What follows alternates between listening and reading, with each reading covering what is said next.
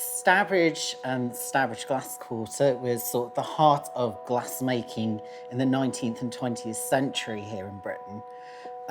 It started here in the Black Country because of the unique geology that we have here. So all throughout the landscape, we've got this unique mixture of 12-foot thick coal seams that were right at the surface for mining, for fuel. But then you'd also got sand and you've got limestone, which are the ingredients for glass. And then as well as that, we've also got fire clay here, which meant that you could use it for pot making, which you need in glass to basically cook the glass in, and also for building the cones as well. So those are red brick structures. We've had 200 years of mass production here. So this was an industry that was happening where people were building cones, and often they would have one cone that would sort of support tableware and bottle making, and the other cone would be for more refined things, so more artistry pieces. Where the Stadium of Light is at the moment now used to be a massive coal mine. So back in the day, that was your fuel source. You had the shipyards, which you used to export and import. When certain articles went out, you used to fetch the sand back to make the glass for ballast for the ship. So it was obviously ideal area for the industry. So to apply any colour, we've got different coloured glass here. This is like a sugar foam, so it covers the full surface.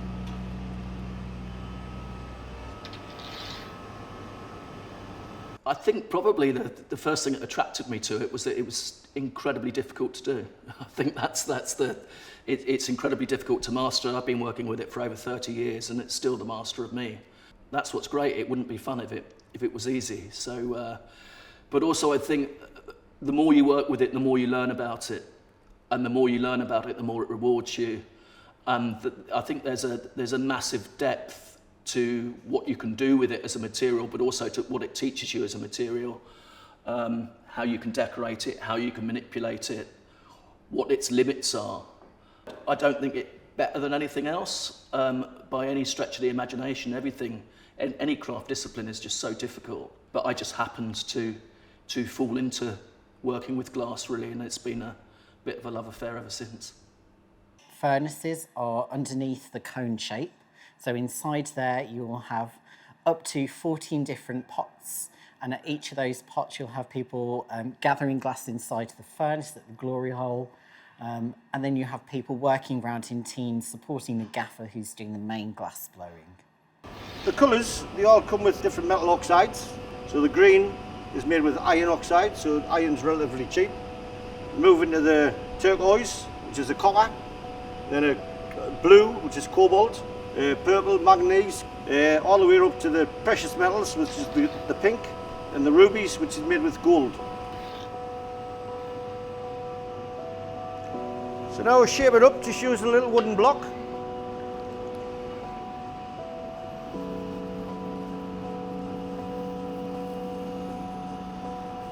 And then refine the shape using this newspaper pad, which is soaked in water.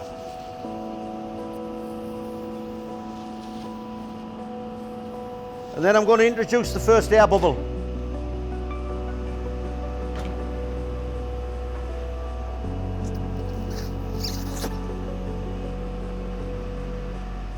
So I've just blew down the iron, trapped the air with my thumb.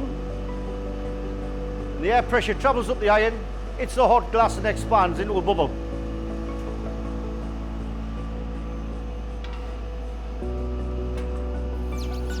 So now I'm going to let this cool down and then gather some more glass from the furnace. So after you've had this sort of build-up of factory industry in Stourbridge Glass Quarter, out of that we found that a lot of innovation came from it as well. Adding colour into glass, so we've got the beautiful uranium colours here. You've got the ruby, which is where they started adding gold into the mixture as well, so something really highly prized. On top of that, you've then got innovations in the Industrial Revolution, which is happening here at the heart of the Black Country and adjacent to Birmingham as well. So new technologies are being used to make things quicker, better, and that results in different types of cutting techniques on different wheels.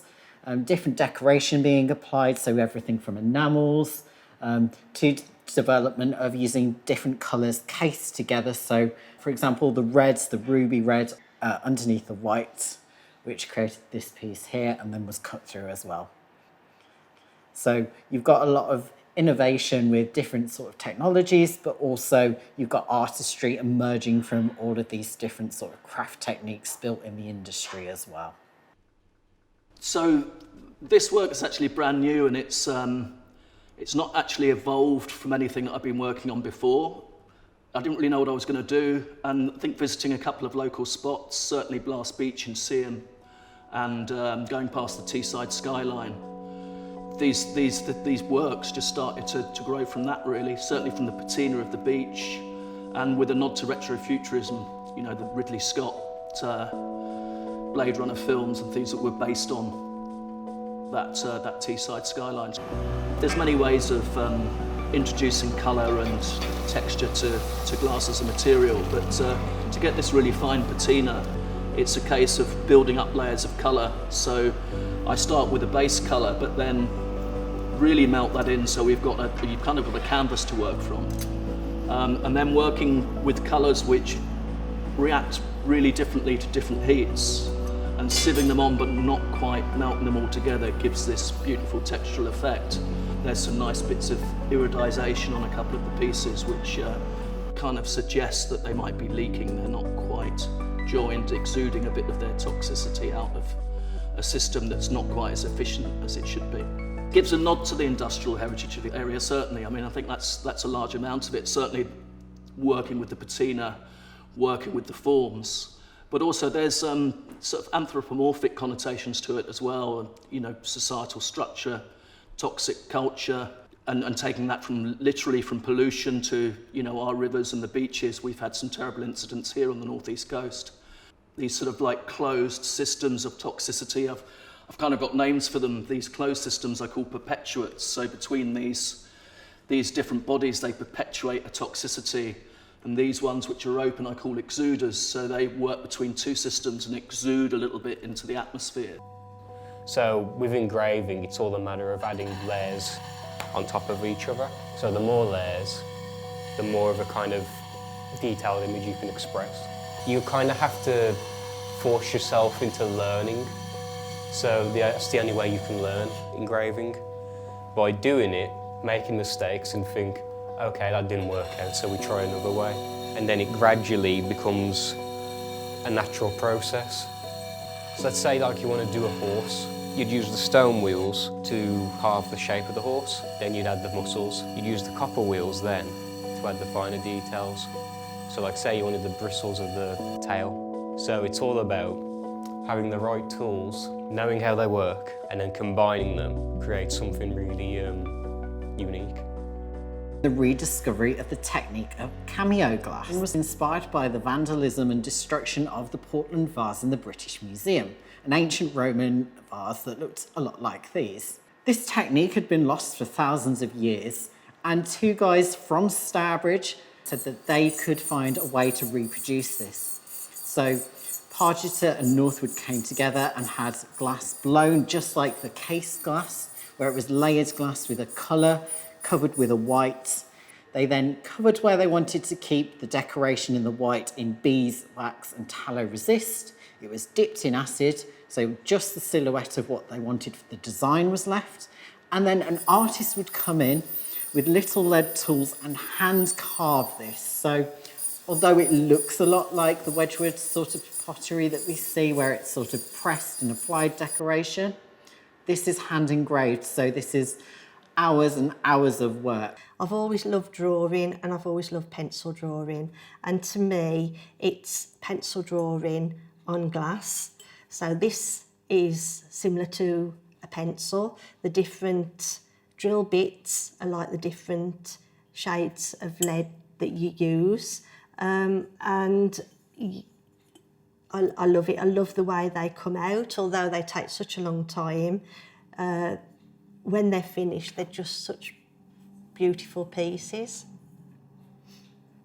I really love the process of collaboration. Working with other artists can be incredibly rewarding, but To me also, I think it really makes you think far more outside the box. It's an egoless job. You have to give yourself completely to that project, or whether that's a small individual project or a large project, and do everything you can to make sure that you can facilitate it to the best of your ability.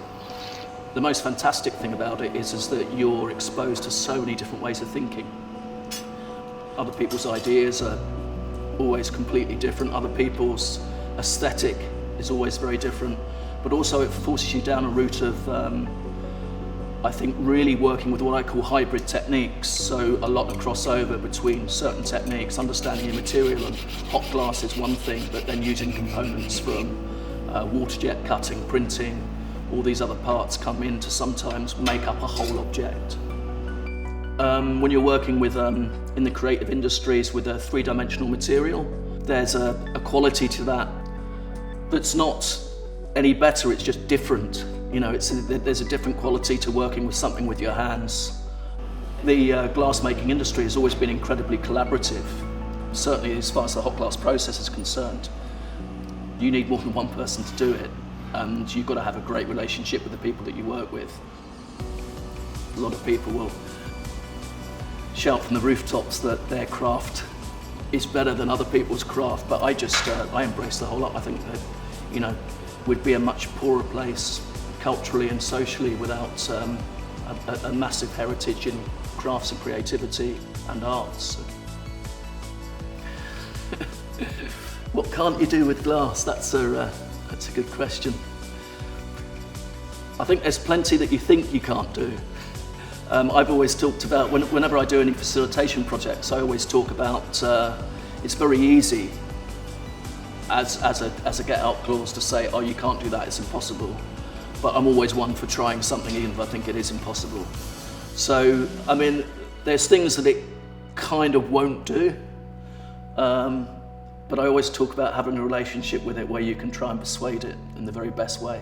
So, you know, there's obviously boundaries with any material as to what it can and can't do, but I'd like to think that I can spend the rest of my life searching for what they are.